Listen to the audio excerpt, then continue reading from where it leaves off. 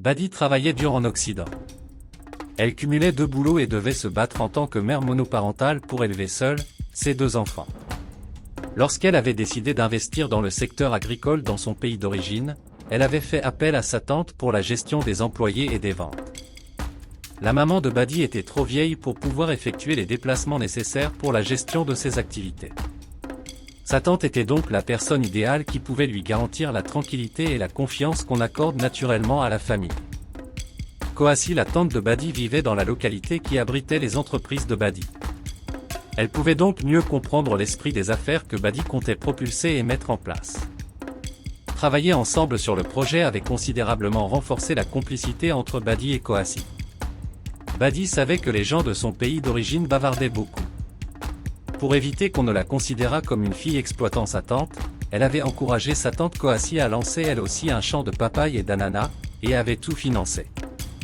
Les affaires des 2 femmes marchaient très bien et Koassi était devenue financièrement indépendante. Elle était régulièrement avec les employés travaillant dans leurs exploitations et fut rapidement séduite par un superviseur. Elle tomba amoureuse de ce superviseur et annonça à Badi son intention d'accepter de vivre avec ce dernier. Badi fut très contente de savoir qu'enfin sa tante allait s'engager. Les choses évoluèrent rapidement et les 2 tourtereaux passèrent devant le maire. Après le mariage de Koassi, son exploitation d'ananas connut une grosse chute de production et elle enregistra de grandes pertes à cause des mauvais choix de son mari. Elle supplia Badi de lui faire un prêt pour relancer sa production. Contente de tout le soutien que sa tante Koassi lui avait apporté et continuait de lui apporter, Badi n'hésita pas et lui fit un gros prêt. Bien qu'elle sût que le remboursement pouvait se faire en 1 an, Badi mentionna à sa tante de ne pas se mettre la pression et de rembourser progressivement sur une période de 5 ans. 1 an plus tard, Koassi mit au monde un bébé à la surprise de tous. Badi avait décidé de faire un tour dans son pays pour voir le bébé et offrir de la chaleur à sa tante et partenaire. C'était le premier bébé de sa tante alors que celle-ci avait déjà 50 ans.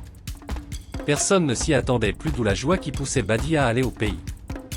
Dès qu'elle réussit à avoir un congé, Badi informa Koassi et prépara rapidement son voyage. Elle acheta quelques présents pour les superviseurs de son entreprise et s'envola pour son pays d'origine. Une fois rendue au pays, après avoir pris un peu de temps avec le bébé et à se reposer, Badi décida de programmer une visite de son exploitation agricole. Koassi insista pour l'accompagner malgré la charge de travail qu'elle avait déjà avec le bébé. Badi ne comprenait pas d'où sa tante pouvait tirer autant de force. Ce soir-là, alors que Badi vantait le dynamisme de sa tante à son amie Gomi qui gardait ses enfants restés en Occident pendant son séjour en Afrique, celle-ci prit très mal la proposition de Koassi d'accompagner Badi dans ses plantations et déconseilla Koassi d'accepter. Gomi se souvenait d'une affaire récente de visite de terres agricoles qui avait défrayé les chroniques dans le mauvais sens. En effet, alors qu'un jeune de la diaspora vivant aux États-Unis depuis plusieurs années était retourné dans son pays mettre une gerbe de fleurs sur la tombe de son père, il en avait profité pour aller visiter les plantations d'EVA et de papaye que son feu père lui avait léguées. En fait, pendant le séjour de ce résident américain, la famille qui insistait depuis pour qu'il prenne connaissance des biens pour lesquels son père s'était battu était revenue à la charge. Ce jeune n'était pas vraiment intéressé par ces plantations, d'autant plus que même du vivant de son père et surtout vers la fin de sa vie, c'est son oncle qui travaillait dans ces champs. Cet oncle avait rapidement proposé à ce jeune de la diaspora de l'accompagner aux champs. Cela tombait bien puisqu'il était la principale personne de la famille qui maîtrisait bien les limites de la plantation. Le jeune s'était donc rendu avec son oncle au champ surtout pour satisfaire la famille. Arrivé au champ, son oncle l'avait tué et enterré. Il était retourné à la maison et avait déclaré que le jeune était retourné précipitamment aux États-Unis. C'est une des cousines de ce jeune, à qui il avait remis son passeport de gardé, qui donna l'alarme en soulignant qu'il ne pouvait pas avoir voyagé sans son passeport. Finalement, l'enquête permit d'arrêter l'oncle qui avoua son crime et alla pendant la reconstitution, montrer où il avait enterré le jeune. L'oncle avait déclaré l'avoir tué afin de s'assurer de garder les terrains puisque le jeune pouvait vendre. Cette histoire poussait Gomi à mettre Badi en garde. Mais Badi n'était pas inquiète. Elle connaissait trop bien sa tante. Et en plus, il y avait des travailleurs sur place dans son exploitation. Elle s'efforça à rassurer Gomi et lui promit de lui faire un bilan de la visite le lendemain dans la soirée. Dès 7 heures du matin, Badi et Koassi sortirent pour aller visiter ses exploitations. Arrivée au champ, Badi fut très contente. Elle trouva les employés très joyeux. la plantation était très bien entretenue. En milieu d'après-midi, elle remit des présents aux superviseurs, et les remercia pour le travail quotidien qui concourait à maintenir le business en marche et à le faire grandir. Buddy et Coassie prirent ensuite congé et retournèrent chez Coassie. Quelques jours plus tard, alors que Buddy allait au marché acheter d'autres petits cadeaux pour le bébé, elle fut abordée par un voyant qui lui expliqua avoir eu une vision. Il lui mentionna qu'il l'avait vu visiter une très grande exploitation agricole lui appartenant. Buddy acquiesça de la tête pour confirmer. Le voyant lui dit alors que malheureusement de mauvaises personnes avaient su qu'elle se rendrait dans sa plantation et avaient versé des produits maléfiques sur son chemin et dans le champ. Elle avait marché sur ces produits et ceux-ci allaient l'emporter rapidement si elle ne réagissait pas. Elle devait se dépêcher sinon elle n'allait plus voir ses 2 enfants. Buddy paniqua. Elle était toute tremblante et se demandait si ça pouvait être une blague.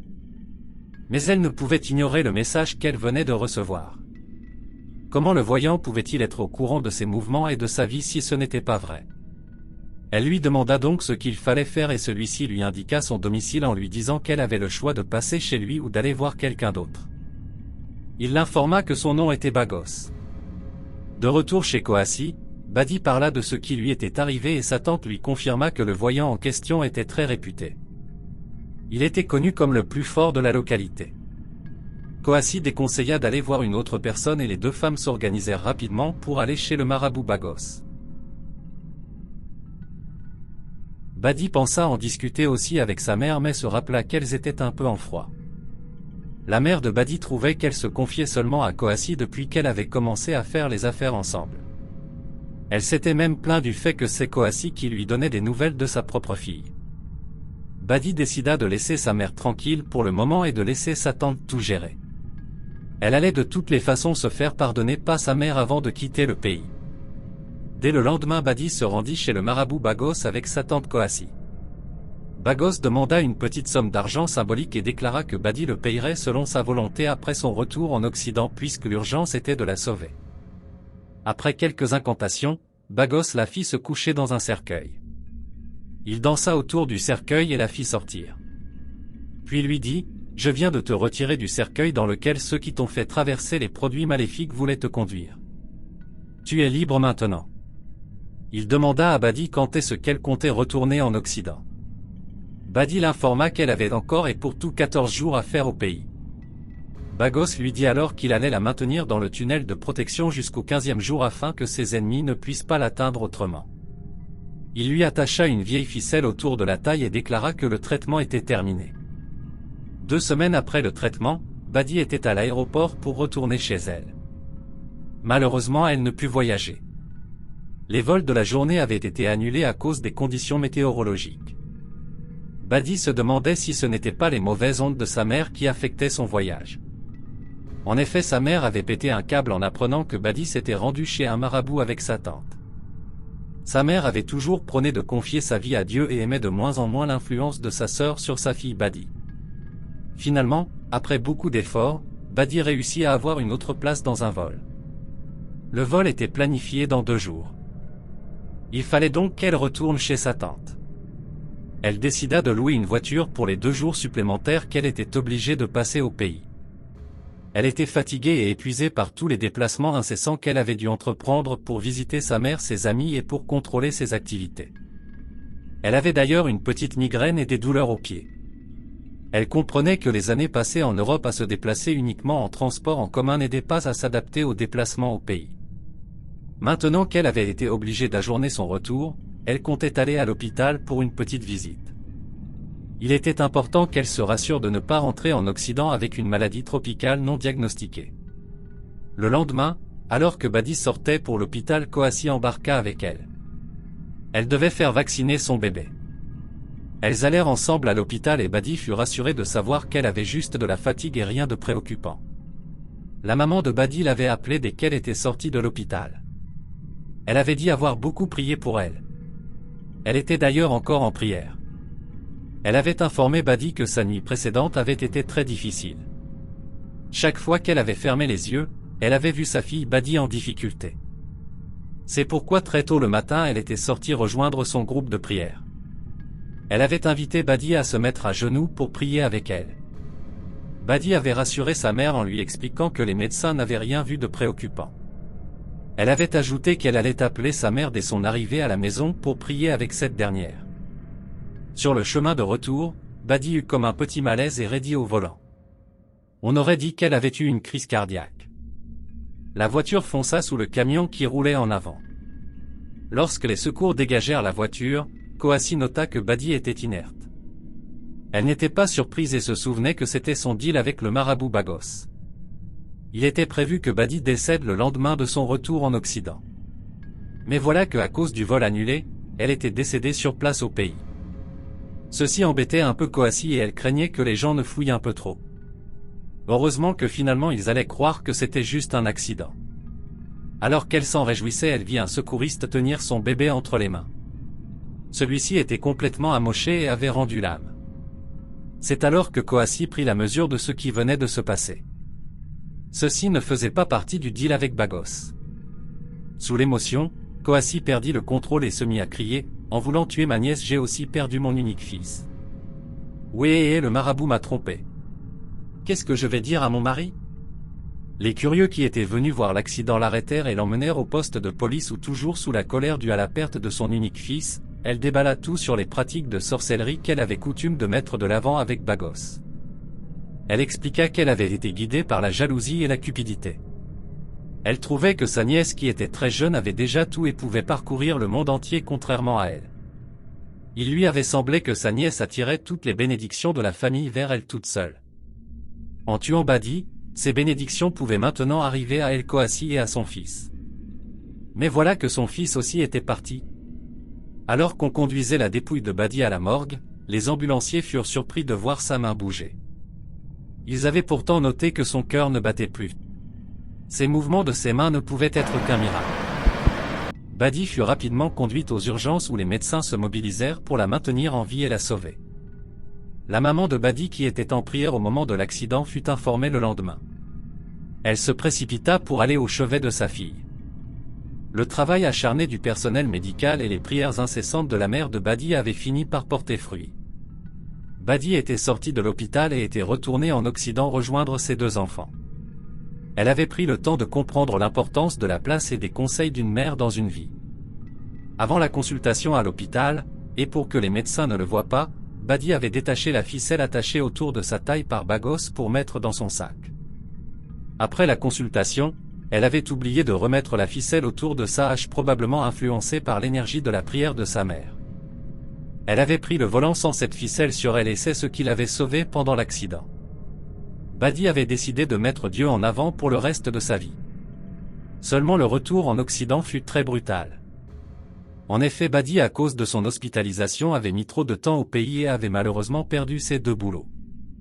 Heureusement, ses amis qui avaient appris sa mésaventure avaient décidé de lui venir en aide le temps qu'elle retombe sur ses deux pieds. Bagos fut rapidement appréhendé alors qu'il s'apprêtait à fuir la ville. Il refusa de parler aux enquêteurs et menaça de les ensorceler. Depuis leur arrestation, Bagos et Koassi sont gardés au frais, en attente de leur jugement. Mais à cause de Bagos qui menace de jeter des sorts sur les fonctionnaires, personne n'a le courage de les sortir de là, pour la confrontation et le jugement. Il se dit dans cette communauté que les deux risquent donc de passer beaucoup d'années enfermés et sans jugement.